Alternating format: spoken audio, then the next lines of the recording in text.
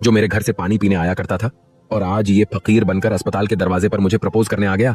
वाह राजू, तुम में हिम्मत तो बहुत है, मगर तुम्हें शर्म जरा भी नहीं। लोगों में दबी दबी हंसी सुनाई दी। नर्सें एक दूसरे को कोहनियां मारने लगीं। कुछ नौजवानों ने राजू की वीडियो बनाना शुरू कर दी। राजू के होंठ कपकपाए, मगर उसने कुछ नहीं कहा। उसने वह गुलदस्ता थामा हुआ था जैसे वही उसका आखिरी सहारा हो। तभी आरोही ने एक कदम और आगे बढ़ाया और एक झटके से राजू के कंधे पर हाथ मारा, निहायत हकारत से, जैसे कोई चीज रास्ते से हटाई जाती हो। हट जाओ रास्ते से, तुम जैसे लोग ख्वाब देखना छोड़ दें तो बेहतर है। वह गरज गई। यह धक्का सिर्फ जिस्म पर नहीं, राजू की रूह पर लगा।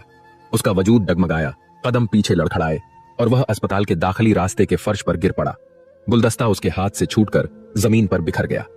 सफेद गुलाबों की पंखुड़ियां फुटपाथ पर बिखरती चली गईं और कुछ पंखुड़ियां राजू के चेहरे से आकर चिपक गईं, जैसे उसकी खामोशी पर पर्दा डालने की कोशिश कर रही हों। लोगों ने या तो हंसी उड़ाई या नजरें फेर लीं। कोई आगे नहीं आया। राजू खुद संभलने की कोशिश करता रहा, अपनी एड़ियां जमाता, कपड़ों से गर्द झाड़ता, लेकिन उसके हाथ कांप रहे थे। जिस्म तो संभल गया, मगर दिल, वह तो पूरी तरह टूट चुका था।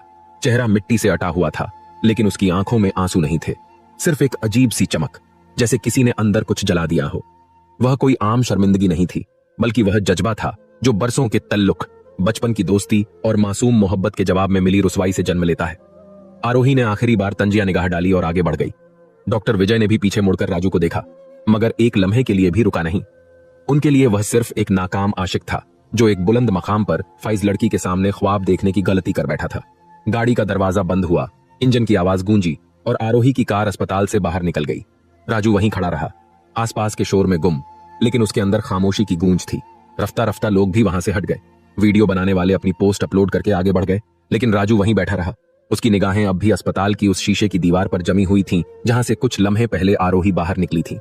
आखिरकार उसने आहिस्ता से सर उठाया, जमीन पर बिखरे गुलाबों को देखा, उन्हें हाथ में लिया, धीरे से सीने से लगाया और एक सर्द आह भरकर वहां से चल पड़ा। न कोई शिकायत, न बद्दुआ, सिर्फ खामोशी। और उस खामोशी में एक नई शुरुआत का बीज बो दिया गया। इतवार की सुबह का वक्त था। धूप अभी पूरी तरह फैली नहीं थी, लेकिन दिल्ली के मगरबी इलाके की सब्जी मंडी में काफी चहल पहल हो चुकी थी। आरोही वर्मा, जो आम दिनों में अपने अस्पताल की मसरूफियत में घिरी रहती थी, आज छुट्टी का फायदा उठाते हुए खुद सब्जी लेने निकली थी। उसने सफेद रंग की सादा साड़ी पहनी थी, बालों को क्लिप से समेटा हुआ था और कंधे पर एक कपड़े का माहौल दोस्त थैला टंगा हुआ था। मंडी की गलियों में हर तरफ सब्जी फरोशों की आवाजें गूंज रही थीं। आलू प्याज 10 के 3 किलो, भिंडी बिल्कुल ताजा।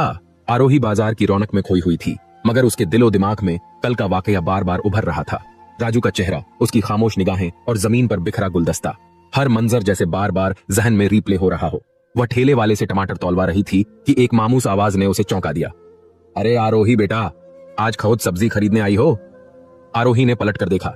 सामने सरोज चाची थीं, वही जिनका घर आरोही के बचपन के घर से 2 मकान छोड़कर था। सफेद बालों वाली, हमेशा साड़ी के पल्लू में चाबी लटकाए और मोहल्ले की हर खबर रखने वाली खातून। आरोही ने हल्का सा मुस्कुराकर कहा, हाँ चाची, आज छुट्टी है, सोचा सब्जियां खुद ही ले लूं।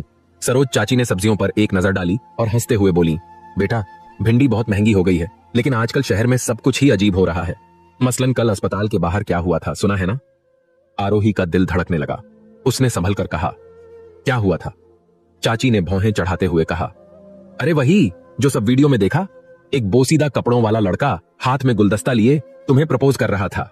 आरोही ने बेनियाजी से हंसते हुए कहा, हाँ चाची, बस कोई बेकार सा लड़का था, मैट्रिक पास भी नहीं लगता था, मैंने इनकार कर दिया। सरोज चाची का चेहरा एक लम्हे के लिए संजीदा हो गया। उन्होंने आरोही के कंधे पर हाथ रखा और आहिस्ता से कहा, बेटा, वह कोई आम लड़का नहीं था, वह राजू था, तुम्हारा बचपन का पड़ोसी। आरोही की हंसी यकदम रुक गई, आंखें फैल गईं। कौन राजू? अरे वही राजू जिसके साथ तुम आम के पेड़ के नीचे खेलती थी, वही जिसका पिता राशन डिपो में काम करता था। आरोही के लबों पर बेयकीनी छा गई। नहीं चाची, वह तो स्कूल भी छोड़ गया था ना? चाची ने पुरौखार लहजे में कहा, नहीं बेटा, जब उसके वालिद का इंतकाल हुआ तो वह अपने मामू के साथ देहरादून चला गया था, वहीं एक आर्मी स्कूल में दाखिला लिया, फिर एनडीए, फिर आईएमए, आज वह भारतीय फौज का ब्रिगेडियर है। कल जो तुमने देखा वह उसकी वर्दी नहीं, उसकी आजमाइश थी। आरोही के हाथ में पकड़ा थैला लरजने लगा। वह चुप हो गई। इर्द गिर्द की आवाजें जैसे मध्यम पड़ने लगीं। सिर्फ सरोज चाची की आवाज गूंज रही थी। वह भेस बदल कर आया था, शायद यह जानना चाहता था कि तुम आज भी उसे दिल से पहचानती हो या सिर्फ कपड़ों से।